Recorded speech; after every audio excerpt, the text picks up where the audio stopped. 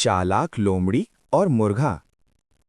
एक गांव के किनारे घना जंगल था। उसी जंगल के पास एक ऊंचे दरख्त पर एक मुर्गा रहता था।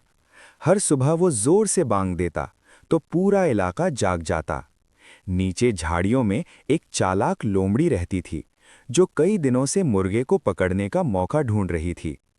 एक दिन लोमड़ी ने मीठी और नरम आवाज में कहा, ए मुर्गे मियाँ, आज जंगल में बड़ा ऐलान हुआ है। अब कोई किसी का दुश्मन नहीं रहा। सब जानवर अमन से रहेंगे। तुम नीचे आओ, हम दोस्ती करें। मुर्गा बहुत अक्लमंद था। उसने चारों तरफ नजर डाली और मुस्कुरा कर बोला, वाह, ये तो बड़ी खुशी की खबर है। अच्छा हुआ तुमने बताया।